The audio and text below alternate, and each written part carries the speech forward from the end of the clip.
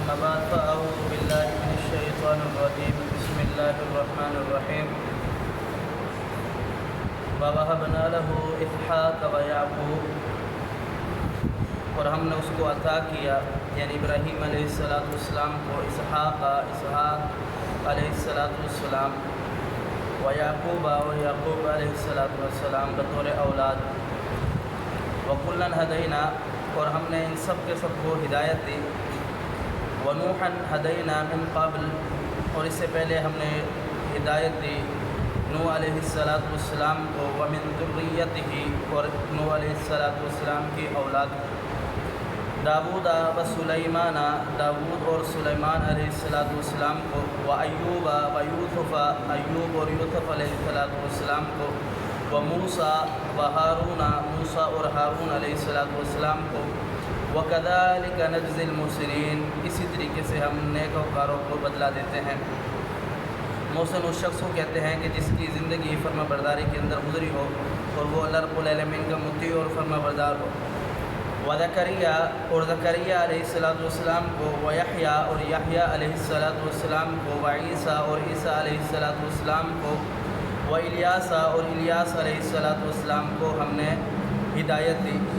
وکل من الصالحین یہ سب کے سب صالحین میں سے ہیں اور صالح اس شخص کو کہتے ہیں جس کا بچپن جس کی جوانی جس کی لڑکپن جس کی ادھیڑ عمر اور جس کا بڑھاپا تمام کے تمام عمر کا حصہ اللہ رب العالمین کی اطاعت میں گزرا ہو جس میں رب کی نافرمانی نہ کی ہو اسے صالح کہا جاتا ہے۔ فرمایا کہ بھائی اسماعیل اور اسماعیل علیہ السلام والیسع اور یسع علیہ السلام ویونس اور یونس علیہ السلام ولوطاً اور لوط علیہ السلام وکلاً فضلنا علی العالمین ہم نے ان سب کے سب کو فضیلت دی ہے تمام جہانوں پر۔ واسماعیل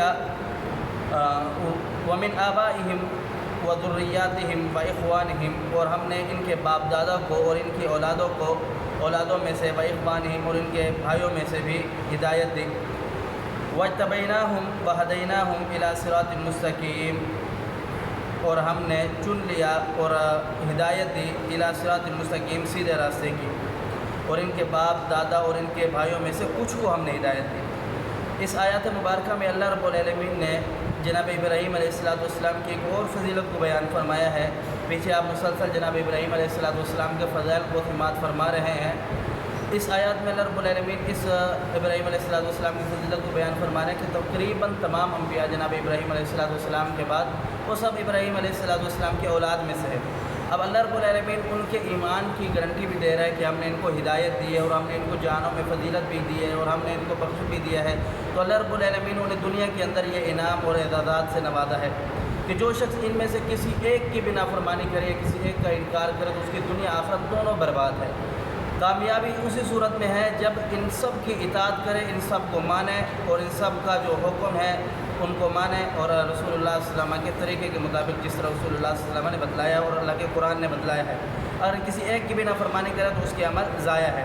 اب یہاں اللہ رب العالمین نے ان سارے کے سارے انبیاء کو فضیلت کیوں دی ہے اس کی وجہ یہاں بتلائی ہے کہ یہ ہے کہ اللہ نے ان انبیاء کو فضیلت اس وجہ سے دی ہے کہ انہوں نے اللہ رب العالمین کے ساتھ کسی کو شریک نہیں ٹھہرایا۔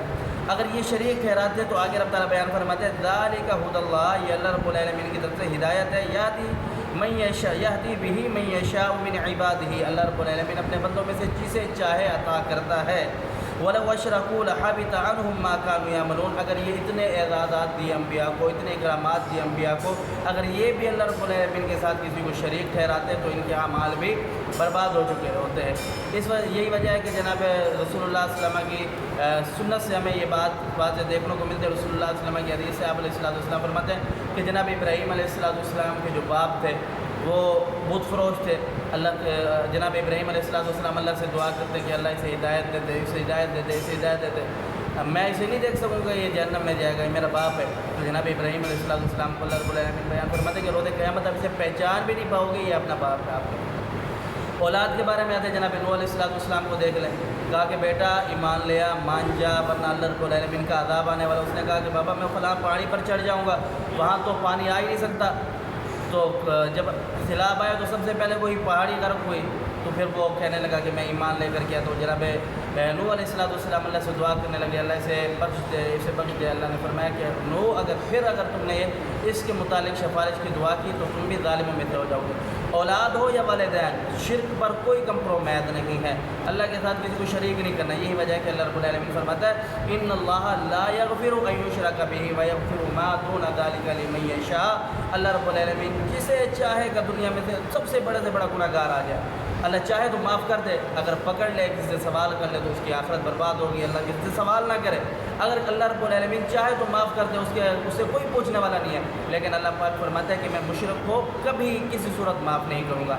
اللہ سمجھنے عمل کی توفیق دے. قول قولی ھذا استغفر اللہ لی و لکم ولسائر المسلمین.